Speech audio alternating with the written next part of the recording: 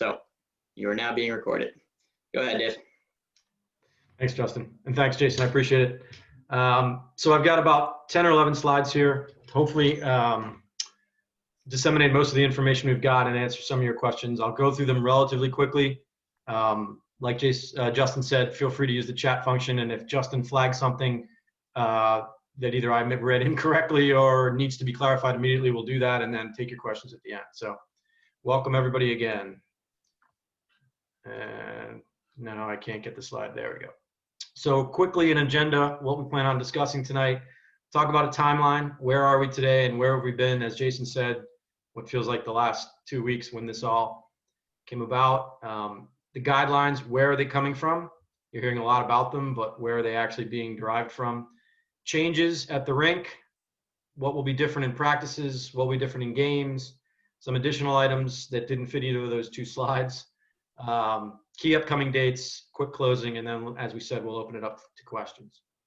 So in terms of a timeline, we all know we shut down Watertown Youth Hockey, and most of the state shut down. I think it was the weekend of the 14th of March, and then nothing really happened until the early part of June. So in June, Governor Baker authorized phase 2 of the reopening plan, which was really allowing hockey to do socially distanced skill sessions.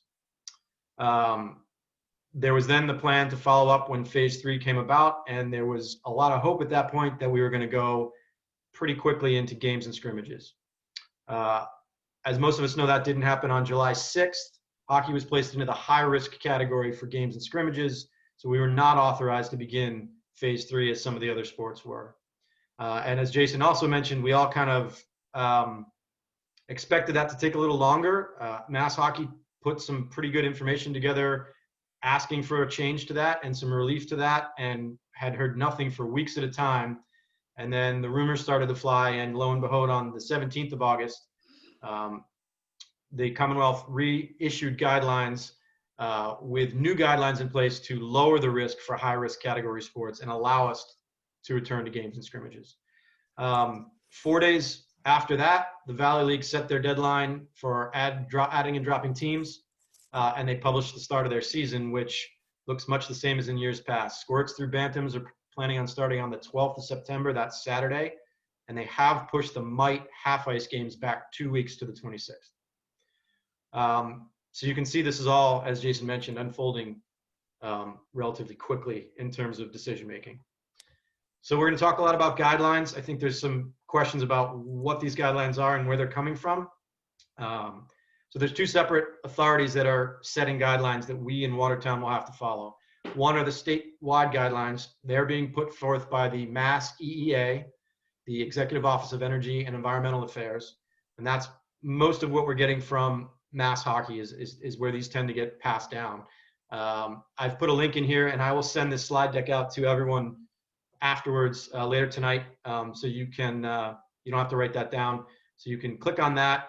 You can go to the MassGov website and see some of these standards for yourself. So we're paraphrasing, or not paraphrasing, we're condensing a lot of it. It's really for everything from indoor swimming to outdoor track. They run the whole gamut of all kinds of youth and now adult sports in this phase. So in addition to the guidelines from the state, we also are going to need to follow our town-specific guidelines. These were drafted by the rink operations manager, Dan Brothers, that most of you know, and they have been certified and approved by the Watertown Board of Health. So these will be some rink-specific guidelines that will tend to look similar to the other rinks, I think, when we start traveling to other local arenas, but everyone does have their own specific rink guidelines that have to be approved by their local authorities. Last bullet here, just so we're all clear, USA Hockey, Mass Hockey, Watertown Youth Hockey, we are responsible for ensuring that these guidelines are being complied with. So we're not creating the guidelines. We can offer feedback to them, but we have very little means of changing them. But probably most importantly, as Jason said, to try and keep everyone safe during this time, it is going to be incumbent upon ourselves as well as the rink operators to make sure that these are being complied with. And we can certainly make even more conservative. We can make them more conservative if we feel like we want. So we can do things like— Correct. These are the minimum standards that need to be applied to. And we've already talked internally, and we'll talk a little bit in a later slide about some things that we might want to do as a program to take it a little bit above and beyond that. So first off, changes at the rink from what we're used to. I think first and foremost, we've all seen this. I think it's all common sense, but we're going to reiterate it. If anyone is feeling sick, let your coach know and stay home. This is not the year to say, oh, I just have a cold and I'm going to tough it out. I really need to be at that game. We might make the playoffs. Whatever your reasoning is, we can't take that risk. If you're not feeling well and you're not sure what's going on, it's better to stay home. And that goes for coaches, for parents, and for players. A change this year is, at this point, only one spectator per player will be allowed into the rink at one time, and this includes siblings. So if a coach is on the ice or on the bench, they do not count as that, and they have a kid on the ice, they do not count as that kid's spectator, that child's spectator. But otherwise, they're severely limiting the amount of people that can be inside the rink, and this is coming right from the guidelines. We know this is going to cause some hardships when it comes to younger brothers and sisters and the way we're used to doing things, but at this point, this is a hard and fast rule that we don't have any means of changing. Skaters arrive dressed and ready to play, except skates, gloves, and helmets. This is with the exception of goalies. The next point down, a designated goalie area will be allowed. They do not have to come in all their pads. But what we're trying to do here is minimize the amount of time that we're in the rink near each other, not actually out on the ice playing hockey. So the ideal situation would actually be, and Jason mentioned this as a thought the other day, you actually come in everything, skates tied and hard rubber skate guards on, walk into the rink, sit in a chair, and be ready to go. That may not be feasible for everyone, but the idea here is we really don't want people going in and spending 15 or 20, or if it's my son, 30, 35 minutes in the locker room trying to get him dressed before we get going. We need to limit the amount of time that we're in proximity with one another and not playing hockey. And as a caveat to this, I think it's very important. Players are going to need to be accompanied by someone that can tie their skates. We as coaches, and I know we're all used to this, somebody says my skate's too loose, or my grandmother's here or grandfather's here and they don't tie them tight enough for me. We're really not going to be able to do that this year. Coaches are going to be tying their own child skates, and that's it at this point. And again, it's to limit any less than 6 foot interaction between people to try to keep each other safe. So I mentioned the goalies will have their own area. Another thing you'll notice is there's going to be one-way traffic for entrances and exits to be maintained in every rink. And that's a guideline that I think all rinks will be following. Certainly, we've talked to Dan Brothers, and the Ryan is putting that in place. We're waiting on the final version of Dan's plan. There's a meeting to discuss some of that with him tomorrow evening, so I would hope by the end of the week we'll be able to forward that plan to all of you. But what it will basically mean is you're going to come in through the lobby, and you're going to exit either through the doors over by locker room 7 and 8 past the vending machine, or if potentially through the doors on the far end of the rink through the high school locker rooms and the back end, or on the far side. We're really trying to limit, again, the amount of people and time. So we're trying to ask people to arrive no more than 15 minutes early for practices, 20 minutes for games, so that we could do a quick chat on the bench while the Zamboni's going on. And again, this is really just to keep, not only to keep people out for the periods of time they don't need to be there, but it allows the rink operations staff to turn over the locker rooms, to sanitize the locker rooms and all the high-touch surfaces in between each group that's going to use the ice.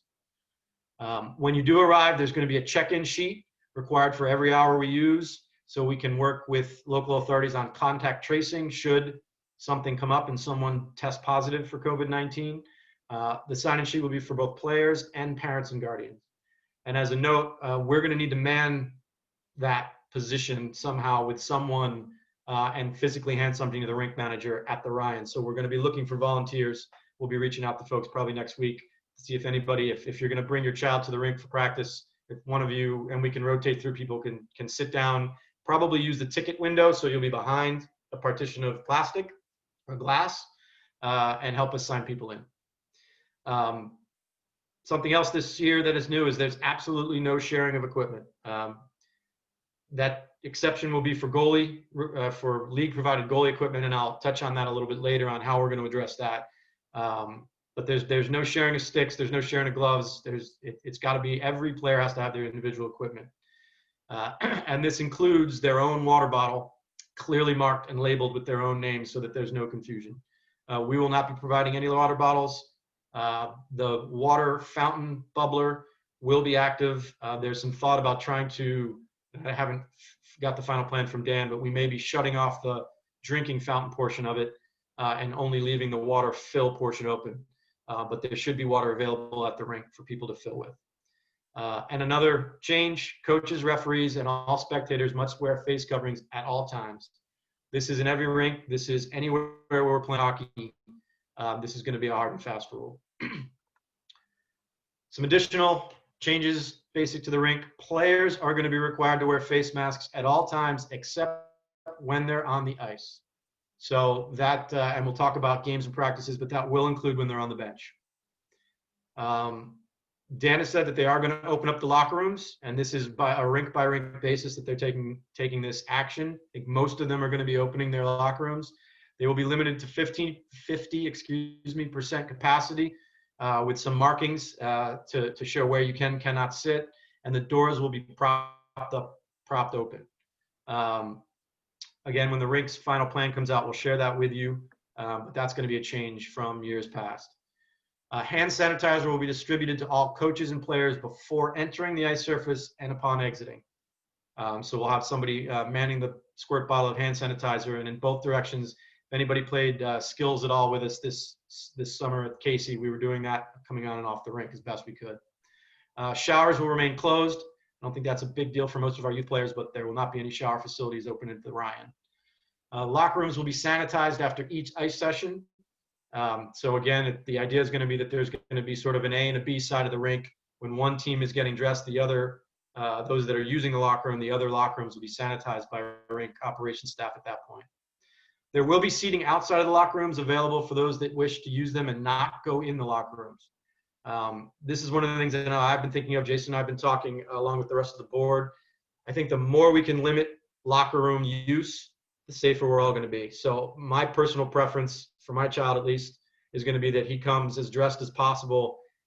We sit in either the first row of the stands, if that's where it's designated, or chairs along the outside of the wall, tie skates, put on a helmet, and then line up 6 feet apart to go on the ice.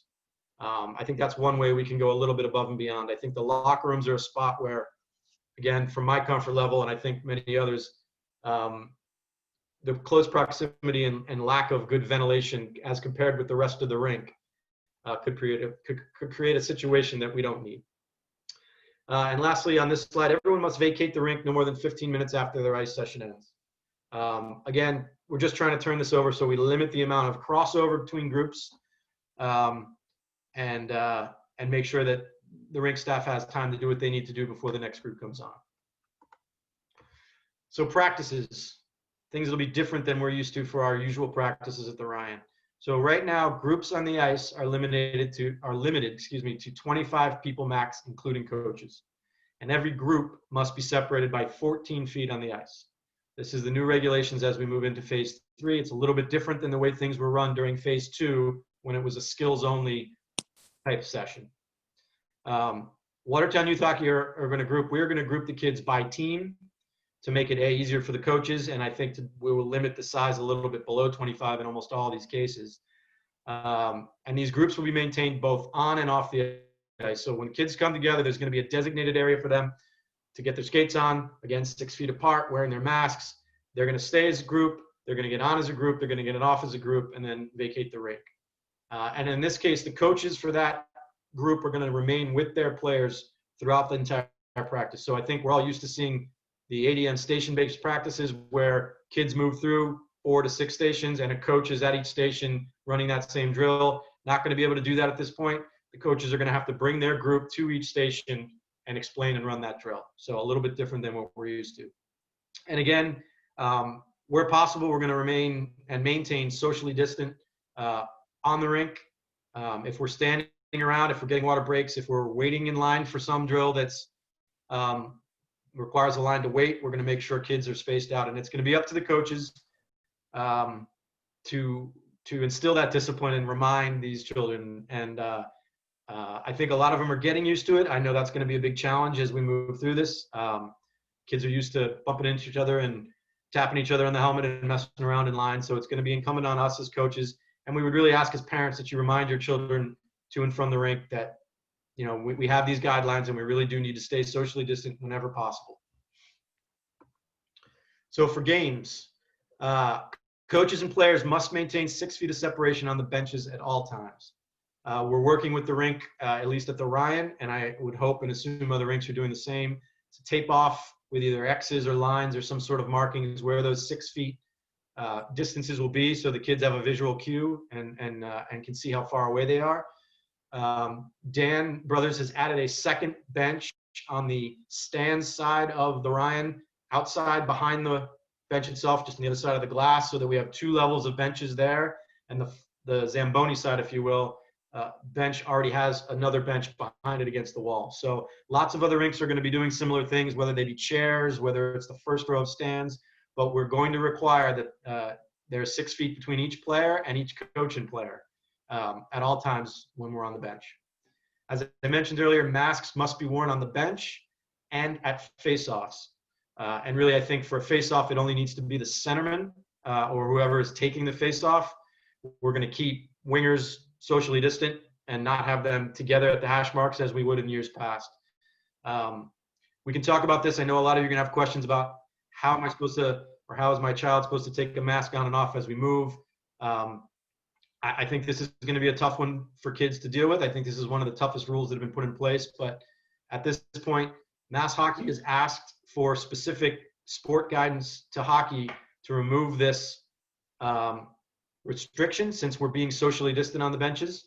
And I think we've got a few ways where there may be some alternatives to the traditional face-off that we might be able to put in place, especially at the lower levels, where maybe we just give one team the puck and say go, and avoid the face-offs altogether. So this is being discussed with Mass Hockey and the state EA. We have not gotten any feedback as of yet, except that at this point, masks on the benches and masks at face-offs.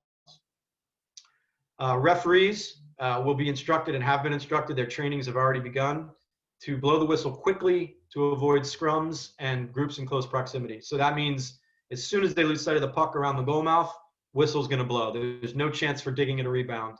If the puck goes into the corner and 6 kids are around it and nobody quite knows where the puck is, they're just going to blow the play dead and all the kids are going to have to separate.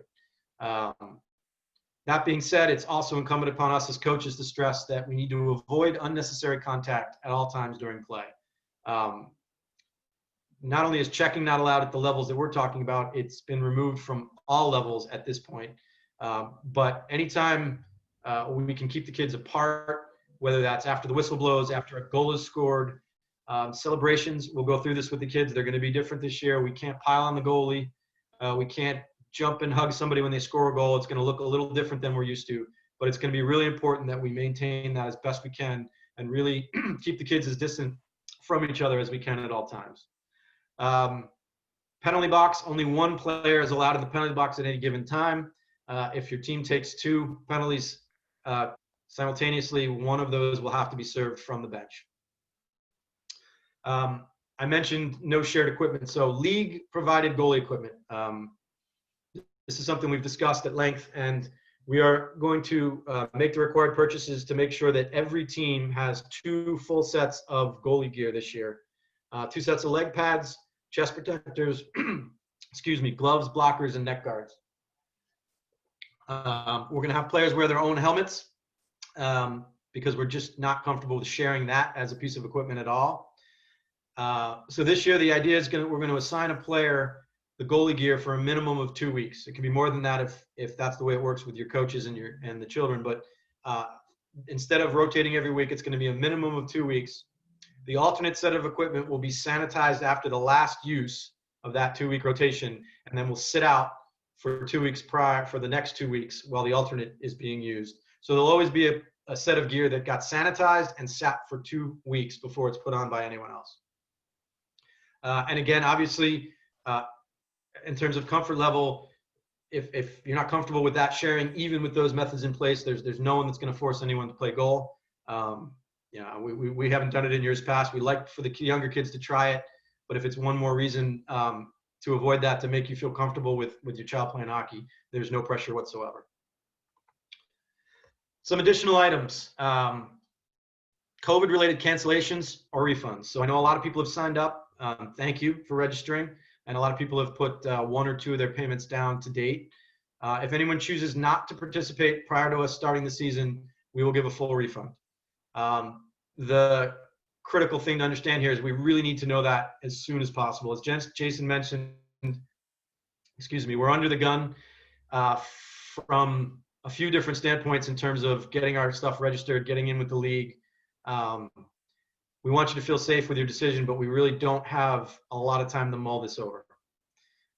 Secondly, in terms of payments, we're going to be pushing back the third payment deadline, which I believe was September 15th or sometime early in September originally, till at least October 15th. But we still do need all of the second payments. So there was the initial deposit when you registered, and that second payment that I think was due in June initially. We need that before the start date of September 12th from everyone so that we can cover our costs to enroll in the league. And then prorated refunds will be provided if there's any sort of a pause in the Valley schedule, if the rink closes, if we have any sort of an uptick where it's not safe to play hockey and things shut down, we'll prorate anything that hasn't been, any practices or games that haven't been played, haven't been ice time that hasn't been used. What if someone tests positive for COVID-19? So first and foremost, if that does happen, we request that if you do receive a positive test for your child or a sibling or a parent or anyone you feel has been in contact with us, that you alert Jason, and his Watertown Hockey address is there. And then secondly, I've had discussions actually today with the Board of Health in Watertown. We're going to follow all the Massachusetts guidelines, which are in that link that I sent to you. And this really means, for the most part, that anyone who enters the rink needs to be symptom-free for a minimum of 14 days. So that means if you've got any symptoms or if you've had a positive test, you can't come back to the rink. That's just goes without saying, perhaps, but we need to mention it. That is a strict guideline that the state's following right now, that 14-day minimum once you've had a positive test, or really if you've had symptoms that are on that list for COVID-19 symptoms. So key upcoming dates. The Ryan is actually scheduled to open this coming Monday, the 31st. We are looking to get an hour of ice during that week for each level. Discussions hopefully with the rink manager tomorrow so that we can finalize that and get those dates out to everybody as soon as we know them. And then the following week, which is Monday the 7th, we will start our regular practice rotations, at least for the month of September, which will be Monday and Tuesday practices 5, 6, and 7 o'clock for mite squirts and peewees. And then later on, as per usual, we will be starting a skills session that'll be on Wednesday nights. And then, as I mentioned on the first timeline slide, Valley League games at this point are scheduled for squirts through bantams, or peewees in our case, on the 12th of September. And the Valley League game for cross ice mites is starting on the 26th.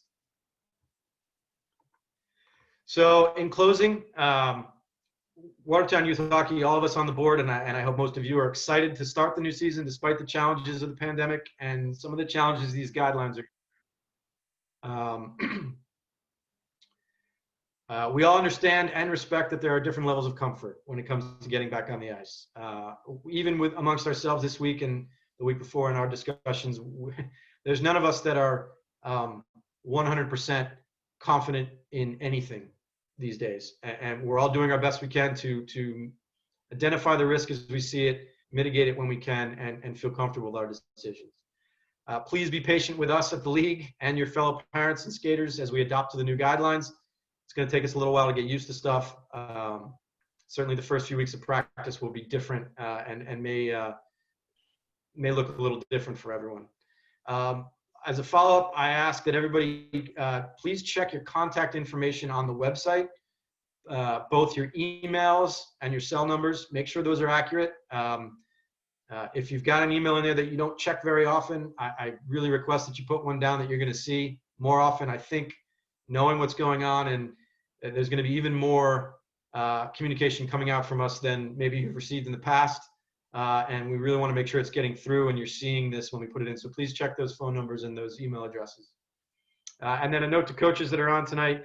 we're going to need you to continue to complete your online age-specific modules and any safe sport training if you haven't done that already. That needs to happen as soon as humanly possible. And I'll be sending out an email with links back to the USA Hockey website to remind you guys later on tonight or tomorrow. So with that, that's the slide deck. I think it's time to open up questions. I think maybe the first thing we'll do, I'll turn it over to Justin. Jason, did you have anything you want to add before we go to questions? Yeah, just one more thing about like if we go back to the closing comments, is to just point out that, you know, I was saying earlier that we mentioned the people on the board that have been helping, but really, I mean, the Watertown Youth Hockey is small, and it's always been sort of like I think like a bottom-up kind of a community-run program, and we want your feedback. I want your feedback on these things, and any of the, like, if we get started, we talked about where they're going to be basically going to be trying to run the season in terms of scheduling as we have in the past. If we find that that's not working, we can make changes. If we find that if we're going to rinks, the rinks are supposed to make it so that you can socially do. I know there are a lot of questions. How do you keep kids 6 feet apart on the bench? Mass hockey in cooperation with the rinks is supposed to make that possible for us. And I can imagine how it would be possible even for the mites if you have an alternative place for kids to be on the bench, say like outside one of the other doors with some benches there. We're going to make sure that that's the case. If we find that that's not the case and you have mites that are just clumped on top of each other, we're going to ask that that be enforced. And if we find that it's not, then we'll make changes. So I just want everyone to know that at any point you see things that you're concerned with, please do bring them to our attention. And this is sort of going to be let's see how this goes. I mean, it's exciting. I know, like, you know, the kids are excited.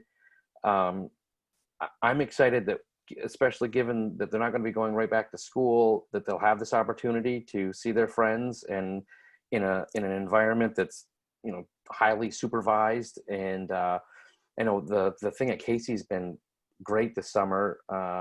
Everyone's been pretty respectful of the rules, and the kids have had a blast doing that. I'm excited for us to be able to do that here, but at the same time, if it looks like some of these things that we're expecting are not the case, we will act on that. It's not as though we're going to just push a button and go. We'll see. We'll be monitoring throughout the season. So if we want to start thinking about questions, I think there were only a couple I saw during there, aside from Nikki kicking Dean out of the rink and everyone liking my business picture.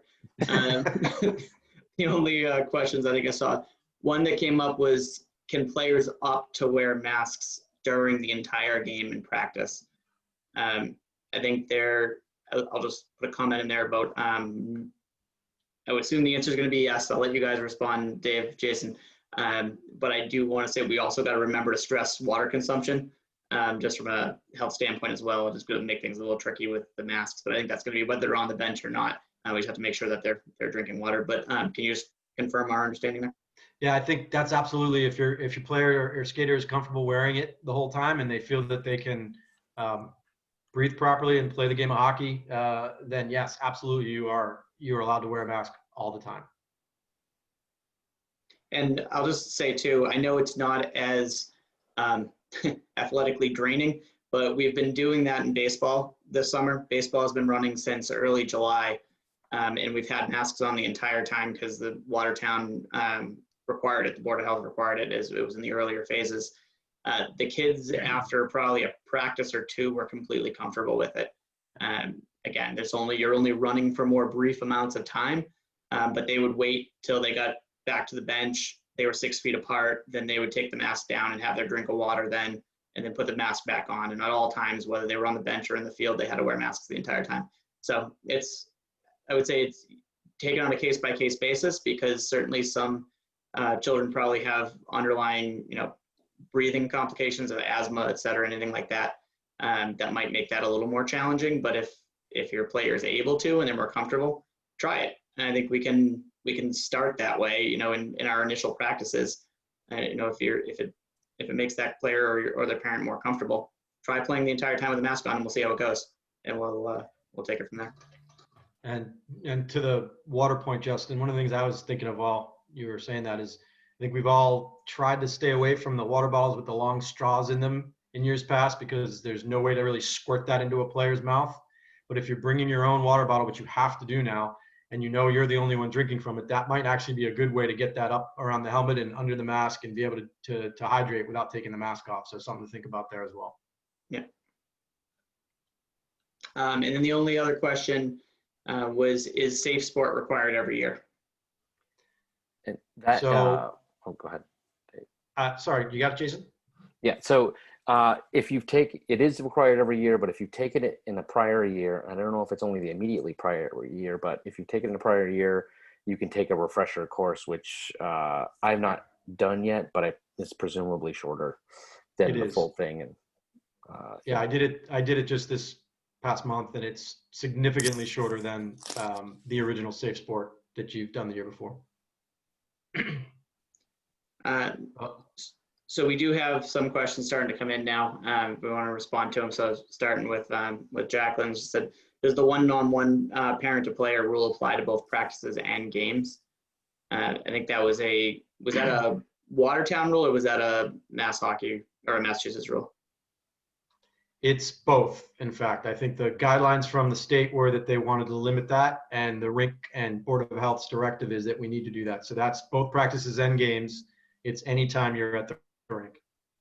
And then there's a question about mouth guards, but how do you do mouth guards and masks? I would say the mouth guards that attach to the cage are probably a thing of the past. I know my son hasn't worn one with the actual strap on it in quite a while, and he actually enjoys it better not having that. So that would be my suggestion. I think that part of it's possible.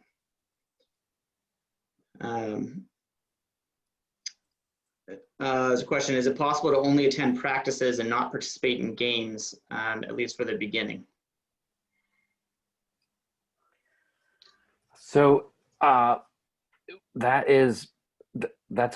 kind of a tricky thing. So if somebody wants to skate in a practice, wants to get out on the ice, doesn't want to play in games, I would be reluctant to say no, you can't do that. The tricky part here is that the way that this works, we have to have teams in the Valley League. We have a certain, like a minimum number of players, and right now it's right on the edge of having enough players to have two teams at the mite and squirt level. So what we have to do is, we know ahead of time this player is not going to be coming to the games.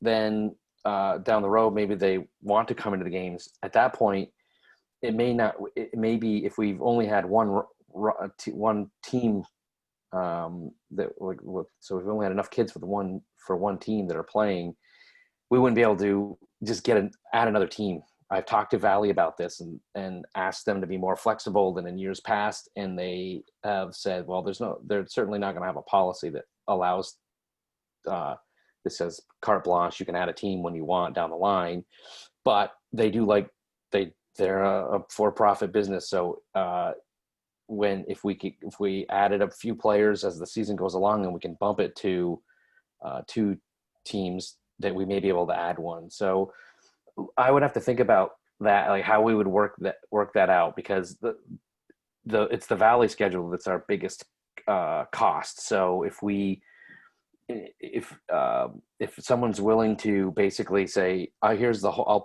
we'll pay for the whole thing, and we would just want to jump in when we can. That's one thing. I don't know, if a parent's going to want to do that. So I guess that's a very long way to say we'd have to look into that. Continuing down the questions is, how will it look in practice? Will kids be switching helmet to masks, especially during the game when they don't sit long on the bench? I'm thinking particularly both, I guess, the mites and the 2-minute switch, and then also, changing on the fly in theory for all other levels. Yeah, so this is something that's been discussed at length on some of the Mass Hockey webinars that I participated in so far past few weeks. And we think it's obviously harder at the younger level you go. I mean, mites are going to have a tougher time than squirts than peewees, but one of the it's a difficult situation, and I know it's one thing to get a kid to put his mask up when he's playing baseball and all he has is on is a cap. I know if you've got a cage in front, how are they going to be able to manipulate that up and down? The best suggestion that I've heard was, rather than wearing a mask like many of us do, not all of us, with the loops around your ears, whether it's cloth or surgical mask, the gator type masks that come up from your neck and you can pull them up over your face, but they're down here, are probably the easiest things that kids are going to be able to do. I'm not saying it's going to be easy. I think this is something that's still being discussed. I think this is part of the reason why the mites specifically have been pushed back for a little while for Valley, because there's an understanding that it's going to be tough for them.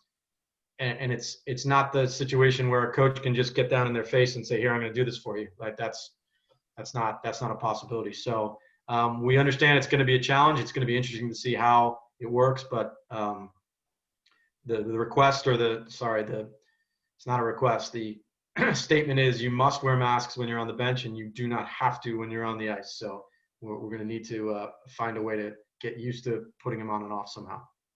Yeah, and just to add to that too, and guys, correct me if I'm wrong, but I believe it's a USA hockey rule that the kids cannot take their helmets off while on the bench. So that makes things even trickier when they try to come off the ice and try to adjust the masks.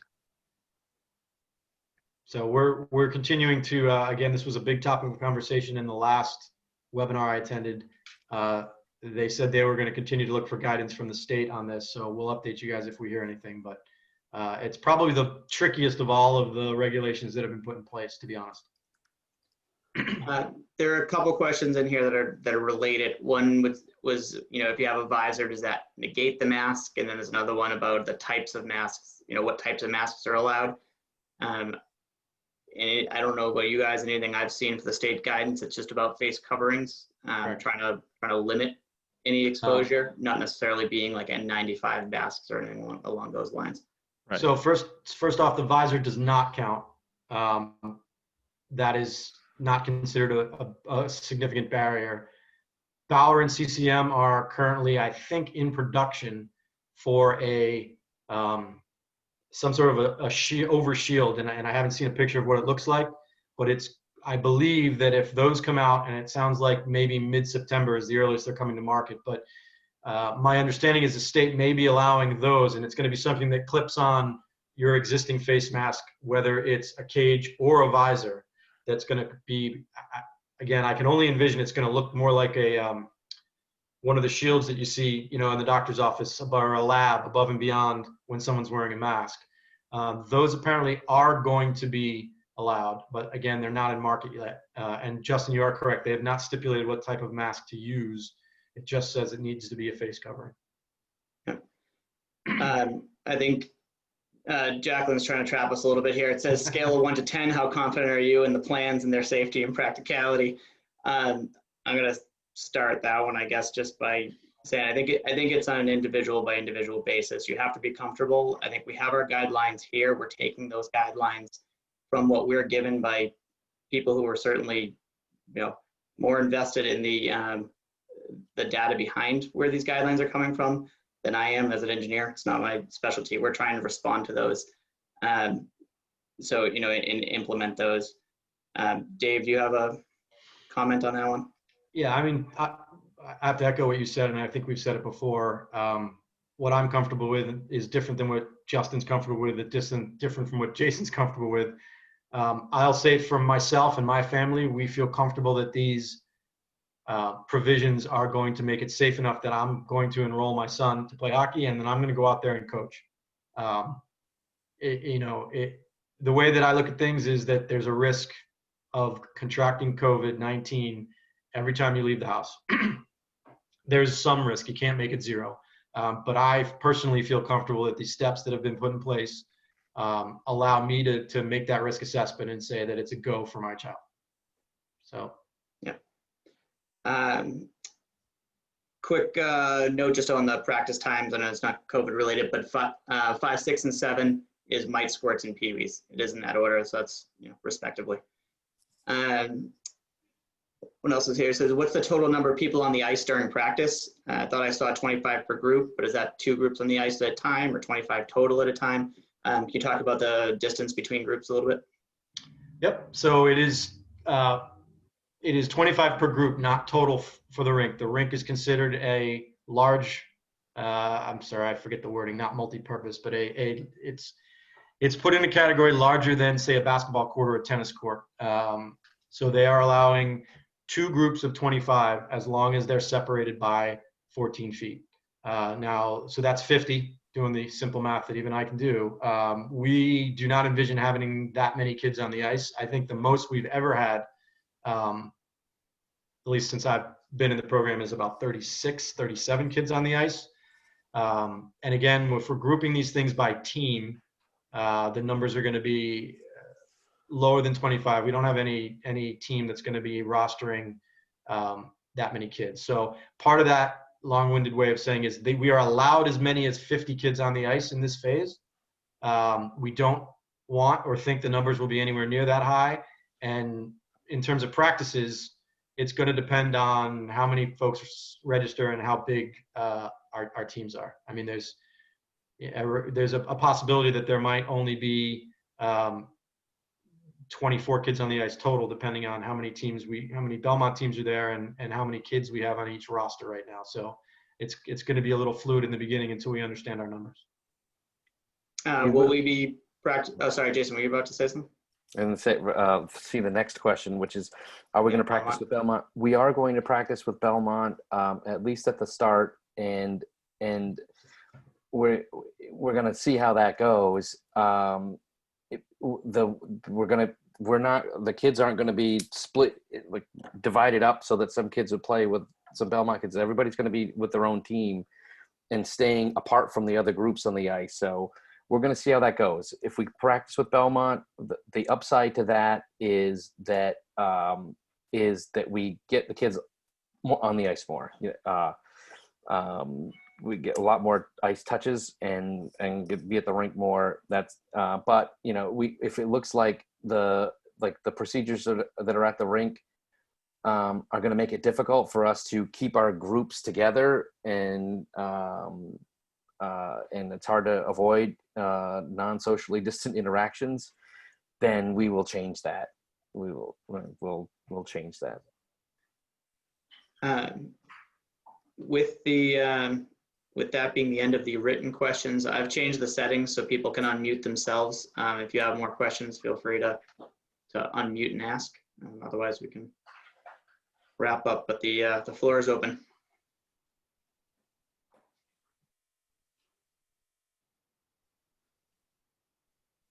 If nobody else has a question, can I start off with one? Oh, sorry, there was just one that ended up getting typed. Says, will we have tournaments this year? Well, at the moment, no. I know that just in terms of our finances, it would be difficult for us unless 6 or 7 kids decide that they are going to register here. It'll be difficult for us to cover them from a practical standpoint, but we've managed to figure that out in the past. From a safety standpoint, at the moment, I'm not scheduling tournaments. I'm not scheduling. I'm not going to rule them out. If it seems like there's a major change in the risk factors between now and February, then we might consider it, but I'm not considering it now. And right now in Massachusetts, tournaments are not allowed per the regs. That doesn't mean that you can't go out of state to New Hampshire or Connecticut, but right now Massachusetts is not allowing tournaments. Right. No tournaments in the state.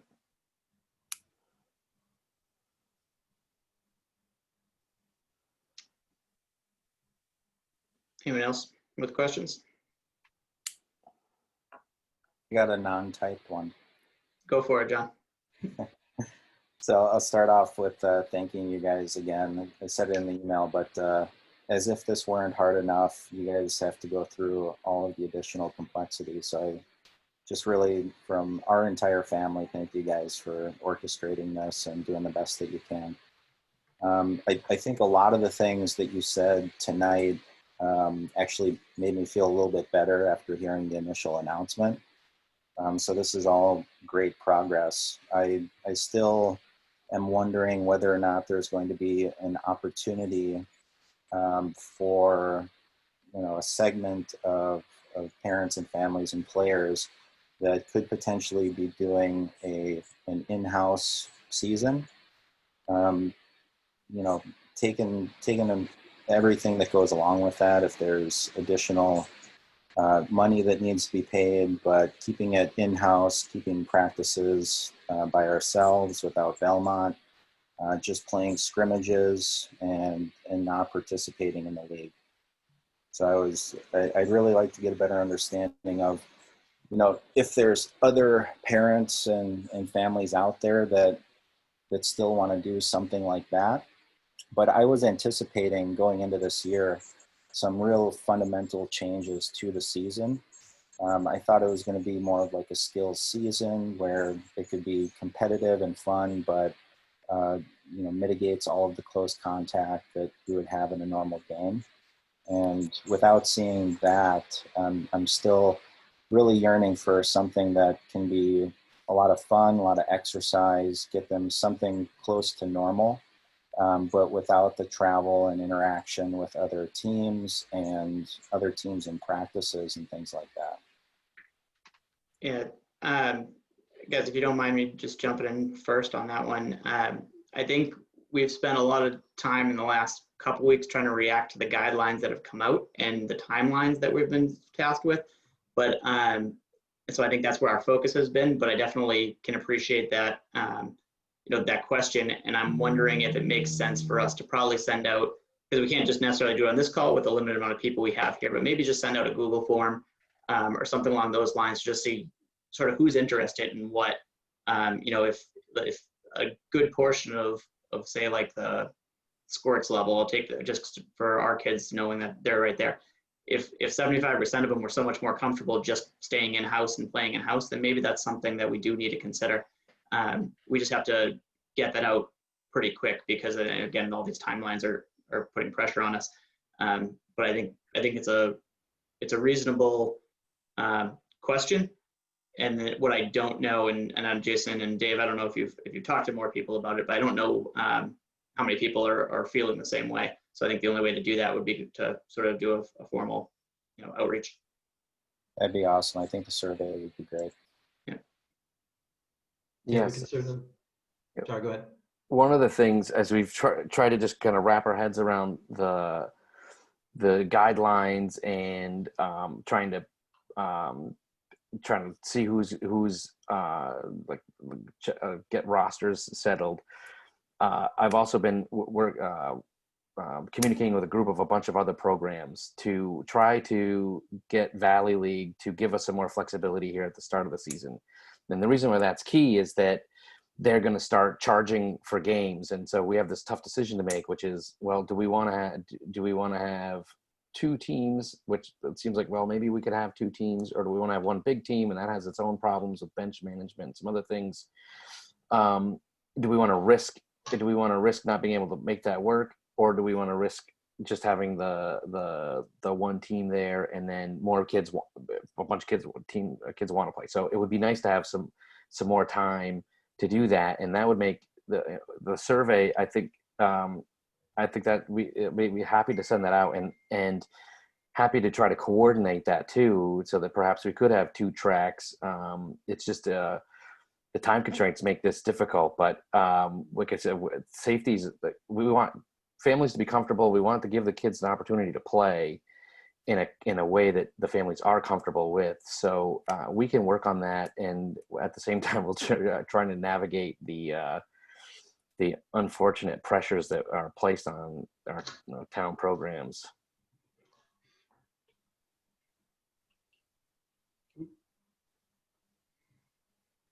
Oh, and I should mention one thing.